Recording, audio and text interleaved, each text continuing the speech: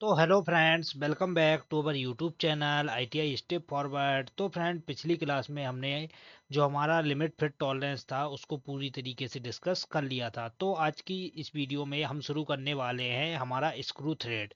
Screw thread क्या रहता है, जो हमारे विभिन्न प्रकार के टूल्स रहते हैं उन पर कौन कौन सी चूड़ियाँ कटी होती हैं, तो उसके स्क्रू थ्रेड्स के बारे में हम पूरी तरीके से डिस्कस करने वाले हैं। तो फ्रेंड्स, आपसे बस एक ही रिक्वेस्ट है, अगर आपको वीडियो पसंद आता है तो वीडियो को लाइक करें और चैनल को तो पक्का से सब्सक्राइब करें और कमेंट्स करके बताएं आपको वीडियो कैसा लगा। तो फ्रेंड, स्क्रू थ्रेड कुछ नहीं होता है, हमारा कोई भी हमारा पाइप है या टैप है उस पर जो चूड़ियाँ कटी रहती हैं तो वो कैसे रहती है, उनकी क्या फॉर्म रहती है, तो उसके बाद ही हम स्क्रू थ्रेड बोलते हैं। तो फ्रेंड, स्क्रू थ्रेड का ये टर्मिनोलॉजी है, स्क्रू थ्रेड में कौन कौन से पार्ट्स रहते हैं, उसको क्या बोलते हैं, तो इन सभी का नॉलेज आपको होना बहुत ज़रूरी है, क्योंकि इसी से हमारे जो क्वेश्चन है वो पूरी तरह से बनते हैं। तो स्क्रू थ्रेड में कुछ नहीं रहता फ्रेंड। सबसे पहले तो आपको ये स्क्रू थ्रेड का डायग्राम दिख रहा होगा। तो फ्रेंड्स, इसको और अच्छे से जो मैंने अपने हैंड रिटन बनाया है, ये जो डायग्राम आपको दिख रहा होगा, ये और ये दोनों फ्रेंड्स सेम ही है। तो आप इसमें से समझ लीजिए, इसमें से समझ लीजिए, इसमें आप समझेंगे तो आपको ज़्यादा अच्छे से समझ में आएगा। तो फ्रेंड्स, आप इसको ध्यान से देखिए। ये इसमें फ्रेंड्स, सबसे पहले ये जो हमारा ऊपर का टॉपिस दिख रहा है, ऊपर का जो हमारे ऊपर का आपको दिख रहा होगा, ये हमारा क्रेस्ट रहता है। तो ये यहाँ से लेके ये यहाँ तक जा रहा है, ये आपको दिख रहा होगा, पेंसिल से मैंने बनाया है। तो फ्रेंड्स, आप ध्यान से देखिए, ये जो ऊपर का आपको दिख रहा है ये थ्रेड्स का, ये यहाँ से लेके ये यहाँ तक गया है हमारा ये। तो ये रहता है हमारा मेजर डायामीटर। ये जो ऊपर का भाग है इसको हम बोलते हैं मेजर डायामीटर। तो ये हमारे मेजर डायामीटर को दर्शा रहा है। ये जो बीच में से ये लाइन आई है, ये रेड कलर में आपको ये लाइन दिख रही होगी, और ये लाइन जाके कहाँ मिल रही है, लाइन जाके ये सेकंड वाले से मिल रही है, तो इसको बोलते हैं हम पिच डाया। ये जो बीच में से लाइन कट करके जा रही है ये हो गया हमारा पिच डाया। और ये जो नीचे का भाग दिखा रहा है, ये जो नीचे का सब भाग दिखा रहा है, ये हमारा रहता है माइनर डायामीटर। मतलब सबसे ऊपर का हमारा मेजर डायामीटर, बीच वाला पिच डायामीटर, और सबसे नीचे वाला major diameter, sorry, minor diameter. अब फ्रेंड्स, ये जो साइड ये आपको दिख रही होगी, ये इसको बोलते हैं हम फ्लैंक। मतलब ये यहाँ से लेके ये ऊपर तक जा रहा है, ये रहता है हमारा फ्लैंक। और फ्रेंड्स, ये एक दांत से ये, और ये यहाँ से लेके ये यहाँ पर एक दांत से ये जो दूसरे दांत तक ये जो जा रहा है, ये एक दांत से दूसरे दांत की दूरी को बता रहा है पिच, इसको बोलते हैं हम पिच। और फ्रेंड्स, यहाँ पर ये जो दर्शा रहा है ये हमारे स्लोप ऑफ थ्रेड को दर्शा रहा है। और ये जो यहाँ पर ये जो डेप्थ बता रहा है यहाँ से लेके यहाँ तक, ये जो चूड़ी की गहराई बता रहा है, इसको बोलते हैं हम सिंगल डेप्थ ऑफ थ्रेड। ऊपर वाला जो भाग रहता है इसको बोलते हैं हम क्रेस्ट। क्रेस्ट मतलब, फ्रेंड, क्रेस्ट का मतलब रहता है चोटी। तो यहाँ पर ये भी इसकी क्या है, चोटी टाइप ही है, तो इसको बोलते हैं क्रेस्ट। ये जो नीचे का भाग रहता है इसको बोलते हैं हम रूट। ये जो नीचे का भाग दर्शा रहा है इसको बोलते हैं रूट। और यहाँ पर एक लाइन ये ऐसी गई है और एक लाइन यहाँ पर ये सीधी गई है। मतलब आपको दिखाता हूँ, एक लाइन यहाँ पर ऐसी गई है और एक लाइन यहाँ पर ऐसी गई है ऊपर की साइड। तो ये हमारे किसको दर्शा रहा है, ये हमारे हेलिक्स एंगल को दर्शा रहा है। और ये यहाँ से लेके यहाँ तक ये जो कर्व बनाया है ये हमारे थ्रेड एंगल को दर्शा रहा है। और यहाँ पर ये जो लाइन गई है इसको हम बोलते हैं एक्सिस ऑफ स्क्रू, मतलब स्क्रू की लाइन। तो ये आपको टर्मिनोलॉजी समझ में आ रही होगी। ये जो सेकंड डायग्राम दिखाया गया है, इसमें भी हमें वही बता रहा है कि ये जो ऊपर का भाग है इसको क्रेस्ट बोलते हैं, ये नीचे का भाग है इसको रूट बोलते हैं। यहाँ पर ये एक दांत से दूसरे दांत की दूरी को ये हमारे पिच को दर्शा रहा है। ये 45 डिग्री चैम्फर किया गया है थ्रेड को, क्योंकि थ्रेड को चैम्फर करके ही हम उस पर थ्रेड वगैरह काटते हैं। ये हमारे मेजर डायमीटर को दर्शा रहा है सबसे ऊपर वाला। ये हमारे माइनर पिच डायमीटर को दर्शा रहा है। ये हमारे माइनर डायमीटर को दर्शा रहा है। तो इसमें और इसमें ये दोनों में सेम टू सेम ही दर्शाया गया है। तो ये हमारा कौन सा चैप्टर है, स्क्रू थ्रेड। अब फ्रेंड्स, हम चलते हैं डायरेक्ट इसके पार्ट्स पर, इसके क्या क्या पार्ट्स रहते हैं, क्या क्या इसकी टर्मिनोलॉजी रहती है। तो उसको फ्रेंड्स हम बिल्कुल थ्योरिकली डिस्कस करने वाले हैं। तो क्या बोल रहा है, थ्रेड्स। अब फ्रेंड, थ्रेड्स क्या रहती हैं, तो बोल रहा है किसी गोलाकार जॉब की बाहरी या भीतरी सतह पर, मतलब कोई भी गोलाकार जॉब है उसकी बाहरी सतह हो या भीतरी सतह हो, उस पर एक समान दूरी से लगातार आगे बढ़ती हुई घुमावदार झुकी हुई झुर्रियों को क्या बोलते हैं, चूड़ियां बोलते हैं। मतलब फ्रेंड्स, एक एक मतलब कोई अंदरूनी हो या बाहरी सतह हो, उस पर लगातार एक समान दूरी से आगे बढ़ती हुई घुमावदार झुकी हुई चूड़ियों को क्या बोलते हैं, झुर्रियों को चूड़ियां बोलते हैं। या किसी सिलेंडर की अंदरूनी या बाहरी सरफेस पर, कोई भी सिलेंडर है उसकी अंदरूनी या बाहरी सरफेस पर यूनिफॉर्म सेक्शन और हेलिक्स एंगल में बने हुए रिज को क्या बोलते हैं, स्क्रू थ्रेड बोलते हैं। तो ये हो गई हमारी स्क्रू थ्रेड की परिभाषा। आगे बढ़ते हैं। अब आ जाता है स्क्रू थ्रेड के प्रयोग, मतलब स्क्रू थ्रेड के क्या क्या उपयोग रहते हैं। तो पहला बोल रहा है फास्टनर की तरह। तो क्या बोल रहा है, स्क्रू थ्रेड के द्वारा दो या दो से अधिक पार्टों को अस्थायी रूप से जोड़ा जाता है। अब फ्रेंड स्क्रू थ्रेड को फास्टनर की तरह मतलब स्क्रू थ्रेड के द्वारा क्या रहता है, हम दो पार्ट्स को आसानी से जोड़ सकते हैं। जैसे नट बोल्ट स्क्रू स्टड के द्वारा क्या रहता है, हम एक या एक से या दो से अधिक पार्टों को जोड़ सकते हैं। तो यही इसका उपयोग है, कौन सा, फास्टनर की तरह। दूसरा उपयोग क्या है, भार उठाने के लिए। इसके द्वारा भार को आसानी से थोड़ी शक्ति लगाकर उठाया जा सकता है, जैसे स्क्रू जैक। फ्रेंड सही बात है। अब जो भार उठाने के लिए भी हमें मतलब जो हमारी स्क्रू थ्रेड रहती है उनका यूज किया जाता है। जैसे स्क्रू जैक के द्वारा फ्रेंड्स हम थोड़ा सा मतलब बल लगाकर बड़े मतलब बड़े से बड़ा भार उठा सकते हैं। फिर उसके बाद आ जाता है सूक्ष्म माप लेने के लिए। स्क्रू थ्रेड का प्रयोग सूक्ष्म माप लेने के लिए किया जाता है, जैसे माइक्रोमीटर। फ्रेंड स्क्रू थ्रेड की सहायता से हम किसी भी पार्ट का या जॉब का सूक्ष्म माप ले सकते हैं। तो किसके द्वारा, स्क्रू थ्रेड के द्वारा। गति परिवर्तन के लिए क्या बोला है, स्क्रू थ्रेड की सहायता से गति को एक पार्ट से दूसरे पार्ट तक स्थानांतरित किया जाता है, जैसे लेथ मशीन का lead screw. Friend lathe machine के लीड स्क्रू को भी हम किसके द्वारा, स्क्रू थ्रेड के द्वारा ही गति को बदल सकते हैं। क्या बोला है, इसके अतिरिक्त इससे गति को कम भी किया जा सकता है, जैसे बर्म और बर्म व्हील।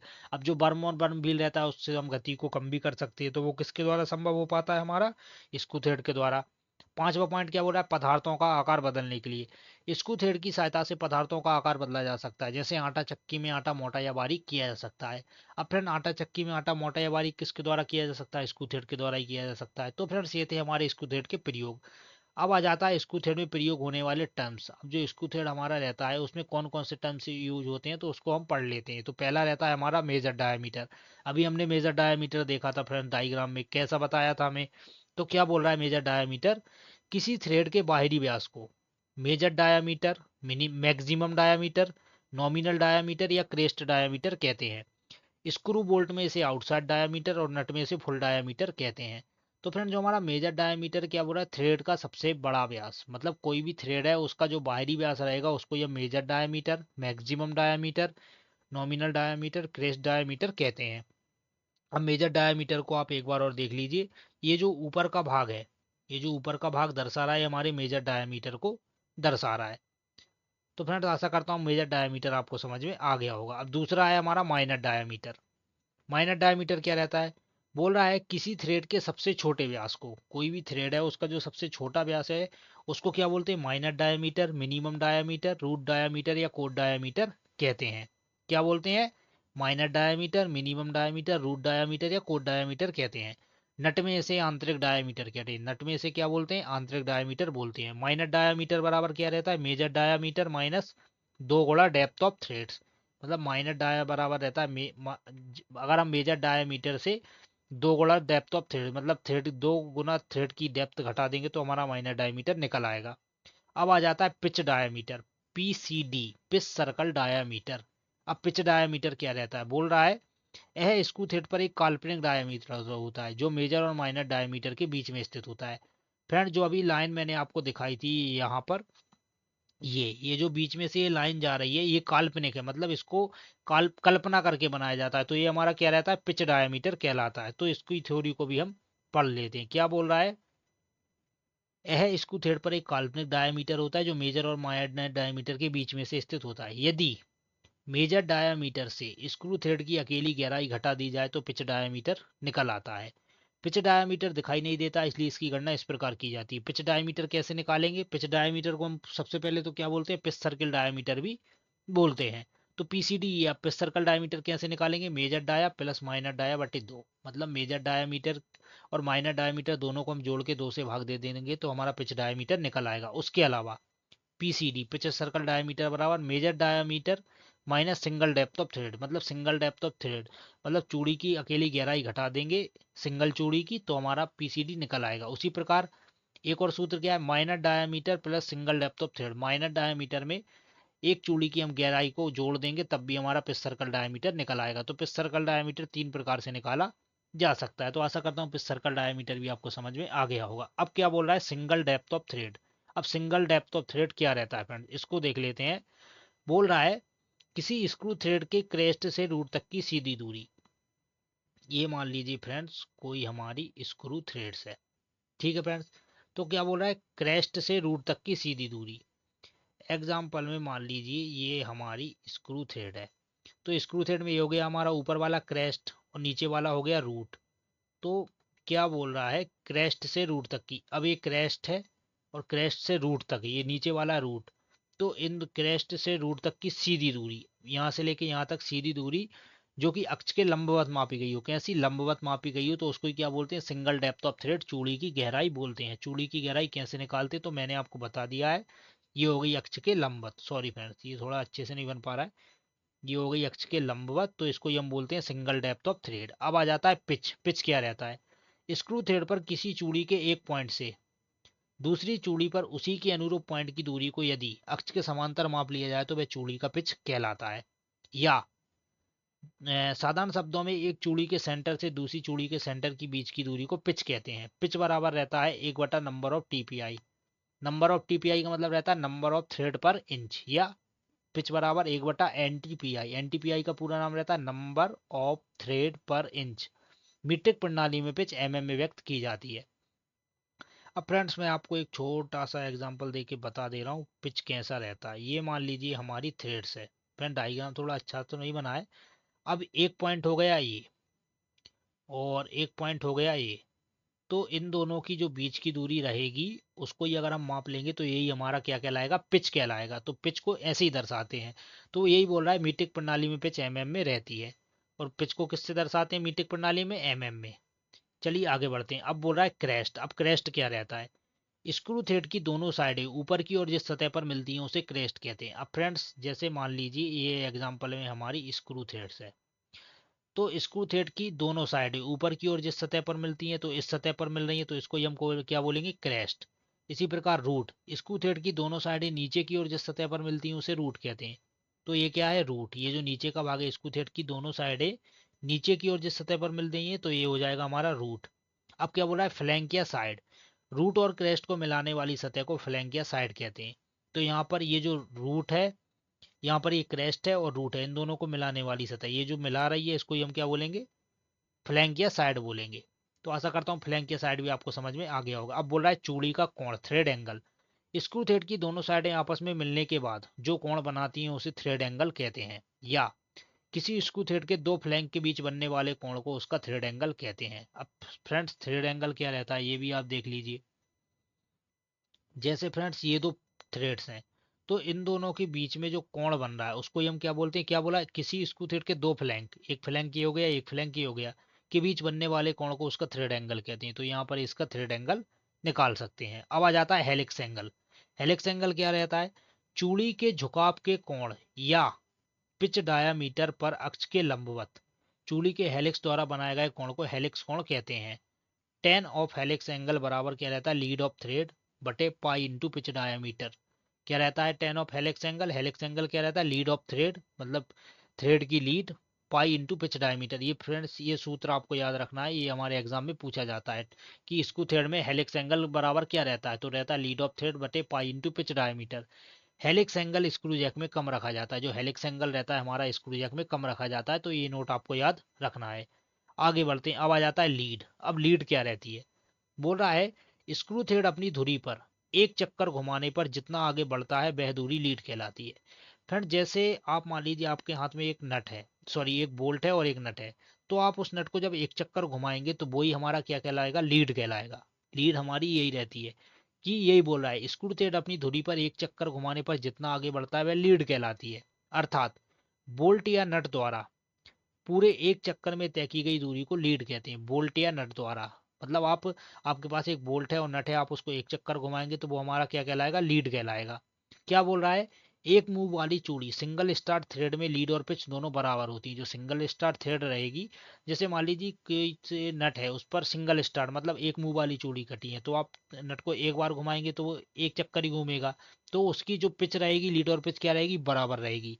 लेकिन अगर दो मुंह वाली चूड़ी है, मतलब क्या बोला, डबल स्टार्ट थ्रेड में लीड पिच से दोगुनी होती है। अब फ्रेंड्स पिच हमारी क्या रही है, अब पिच में रहता है हमारी कि मान लीजिए हमारी जो थ्रेड है वो दो दो मतलब एक उस पे दो थ्रेड कटी है, तो जब हम एक बार नट को घुमाएंगे तो वो दो चूड़ियों पर चलेगा, तो वही हमारी रहेगी लीड। क्या बोल रहा है, दो मुंह वाली चूड़ी डबल स्टार थ्रेड में लीड पिच से क्या रहती है, दोगुनी हो जाती है।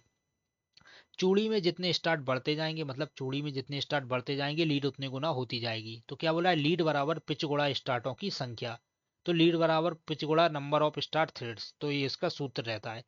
अगर हमें इसका पिच निकालना है तो पिच आ जाएगा यहाँ पर, तो पिच बराबर हो जाएगा लीड बटा नंबर ऑफ थ्रेड्स स्टार्ट, मतलब जो थ्रेड जितनी स्टार्ट हो रही है।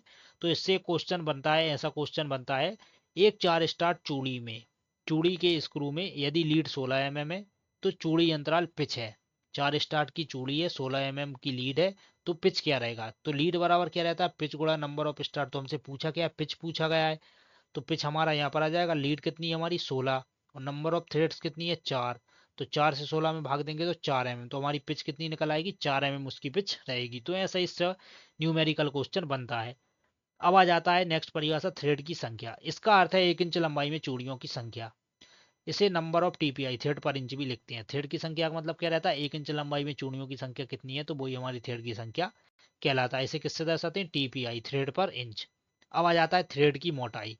थ्रेड की मोटाई क्या बोल रहा है, इसको थोड़ा सा फ्रेंड जूम कर लेते हैं, थोड़ा सा पीछे बोल रहा है, पिच लाइन पर या उसके समांतर थ्रेड की दो निकटवर्ती साइडों की दूरी को चूड़ी की मोटाई कहते हैं। अब चूड़ी की मोटाई ऐसी रहेगी फ्रेंड्स, ये एक पॉइंट हो गया इस तरफ, मान लीजिए एक पॉइंट हो गया हमारा इस तरफ और एक पॉइंट हो गया इस तरफ।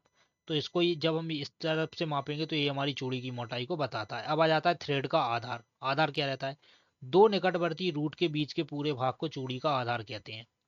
जैसे ये हमारी थ्रेड्स है, तो इसमें ये जो दो निकटवर्ती साइडें हैं इसकी बीच की दूरी को क्या बोलते हैं, आधार बोलते हैं, थ्रेड का आधार। अब आ जाता है स्क्रू का अक्ष, एक्सेस ऑफ स्क्रू। स्क्रू की सेंटर लाइन जो उसकी पूरी लंबाई में होती है उसे स्क्रू का अक्ष कहते हैं। फ्रेंड्स मैंने आपको स्क्रू की सेंटर लाइन आपको दिखाई थी कि हमारी जो चूड़ी बनी है उसमें से ये बीच में से ये जो लाइन जा रही है वही हमारी चूड़ी का अक्ष कहलाती है। अब आ जाता है slope of thread. Slope of thread क्या रहता है, किसी किसी थ्रेड में फ्लैंक के झुकाव को उसका स्लोप ऑफ थ्रेड कहते हैं। इसका मान पिच का आधा होता है। स्लोप ऑफ थ्रेड फ्रेंड्स कुछ नहीं रहता, जो हमारी चूड़ियां रहती हैं तो वो थोड़ी झुकी टाइप की रहती हैं, तो उसको हम क्या बोलते हैं, स्लोप ऑफ थ्रेड बोलते हैं। तो फ्रेंड्स ये थी हमारी टर्मिनोलॉजी, और उसके जो टर्मिनोलॉजी में जो जो प्रकार यूज होते हैं तो उसको हमने डिस्कस कर लिया है। अब आगे बढ़ते हैं, अब आ जाते हैं हमारी चूड़ियों के प्रकार पर। अब कौन कौन सी चूड़ियां रहती हैं, क्या क्या उनके प्रकार रहते हैं, तो उसको भी हम डिस्कस करने वाले हैं। तो बोल रहा है चाल एवं बनावट के अनुसार चूड़ियों के प्रकार, मतलब चाल एवं बनावट के अनुसार चूड़ियों के कौन कौन से हमारे प्रकार रहते हैं, तो उसको भी हम पढ़ने वाले हैं। बोल रहा है right hand threads. Right hand threads क्या रहती हैं, तो बोल रहा है जो चूड़ियां घड़ी की सुई की दिशा में घुमाते समय कसी जाएं उन्हें राइट हैंड थ्रेड कहते हैं। मतलब फ्रेंड जो चूड़ियां घड़ी की सुई की दिशा में, मतलब आप सीधे हाथ से सीधा चूड़ी को घुमाएंगे तो उसको ही हम बोलते हैं राइट हैंड थ्रेड्स। इन चूड़ियों का झुकाव दाईं ओर होता है। अब जो राइट हैंड थ्रेड्स रहेंगी तो उनका झुकाव भी दाईं ओर रहेगा। ऑक्सीजन सिलेंडर पर दाएं हाथ की चूड़ियां कटी होती हैं। जो हमारी ऑक्सीजन सिलेंडर रहता है उस पर कौन सी चूड़ियां कटी होती हैं, दाएं हाथ की चूड़ियां कटी होती हैं। तो यहाँ पर ये डायग्राम बनाया गया है और इसमें जो चूड़ियां बनाई गई हैं वो राइट हैंड थ्रेड्स, मतलब वो कैसी जाएंगी, यहाँ से लेके ऐसी ऐसी जाएंगी, तो ये हमारी राइट हैंड थ्रेड्स रहेंगी। अब दूसरी आ जाती है हमारी लेफ्ट हैंड थ्रेड्स। क्या बोल रहा है, जो चूड़ियां घड़ी की सुई की विपरीत दिशा में घुमाते समय कसी जाएं उन्हें लेफ्ट हैंड थ्रेड कहते हैं। मतलब घड़ी की सुई की विपरीत दिशा में, उल्टी तरफ आप घुमाओगे तब हमारा जॉब कस पाएगा। तो बोला इन चूड़ियों का झुकाव बाईं ओर होता है। एसिटिलीन सिलेंडर पर लेफ्ट हैंड थ्रेड कटी होती है। जो हमारा एसिटिलीन सिलेंडर रहता है वेल्डिंग में हम उसका यूज करते हैं, तो उस पर कौन सी थ्रेड कटी होती है, लेफ्ट हैंड थ्रेड कटी होती है। इन्हें वामावर्त चूड़ी भी कहते हैं। तो इसमें ये दिख रहा होगा एंटी क्लॉकवाइज ये चलेगा। अब आ जाता है थर्ड, टेपर थ्रेड्स। ये चूड़ियां गोलाकार टेपर सतह पर कटी होती हैं। ये चूड़ियां दो प्रकार की होती हैं, right hand taper thread, left hand taper threads.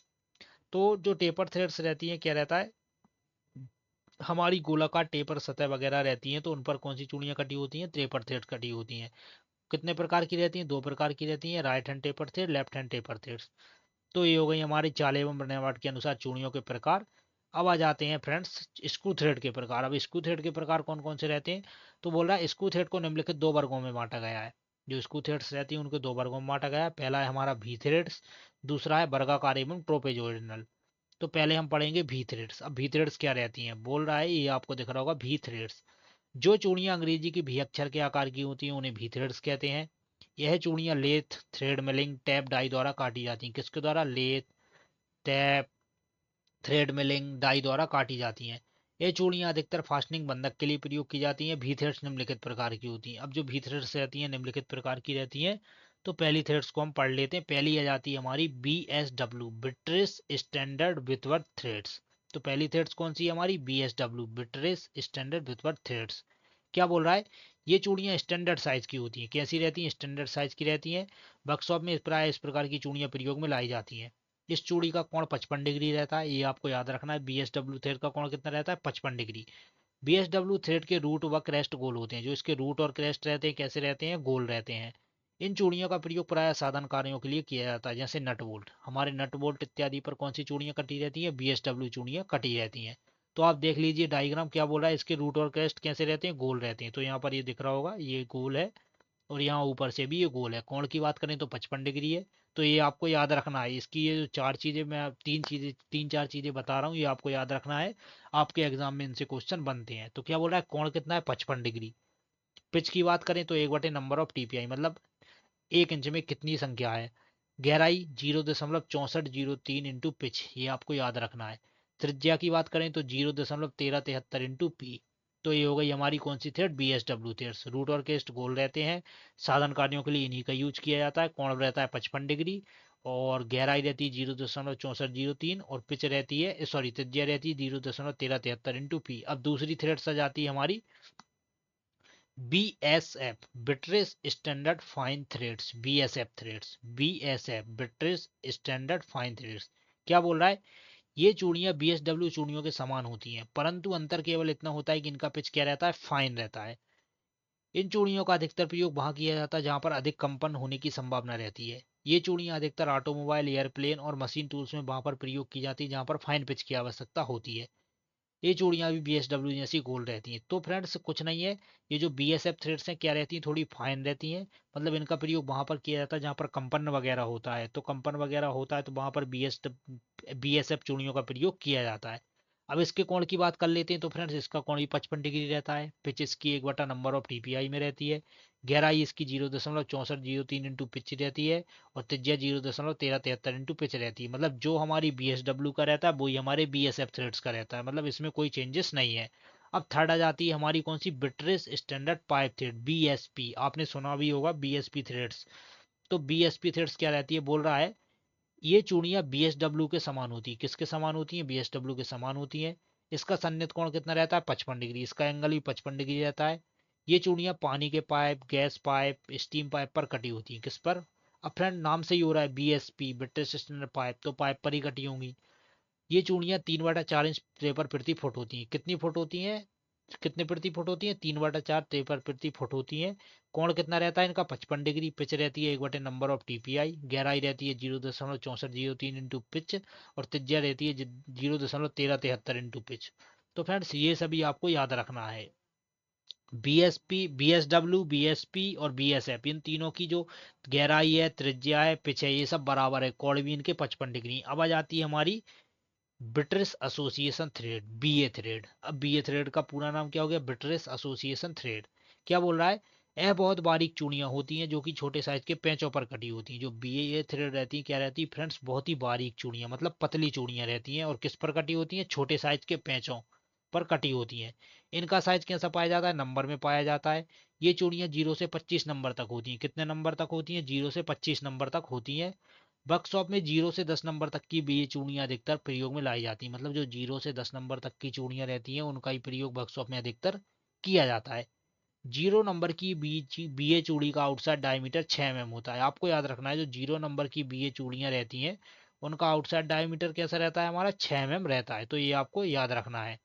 उसके अलावा इन चूड़ियों का प्रयोग प्रिसीजन इंस्ट्रूमेंट, घड़ियां, इलेक्ट्रिकल पार्ट्स, रेडियो व टीवी आदि में किया जाता है। मतलब कहाँ पाई जाती हैं ये चूड़ियां? प्रिसीजन इंस्ट्रूमेंट हमारे माइक्रोमीटर वगैरह हो गए, घड़ियां हो गई, इलेक्ट्रिकल इंस्ट्रूमेंट हो गए, तो उन पर कौन सी चूड़ियां पाई जाती हैं? BA thread. यह चूड़ी यह चूड़ी लगभग 1/4 इंच या 6 mm से कम व्यास के लिए प्रयोग की जाती है। मतलब बे स्क्रू या बोल्ट जिनका व्यास 6 mm से कम होता है तो वहां पर कौन सी चूड़ियां पाई जाती हैं? हमारी ब्रिटिश एसोसिएशन, मतलब BA थ्रेड पाई जाती हैं। कहाँ से कहाँ तक मिलती हैं?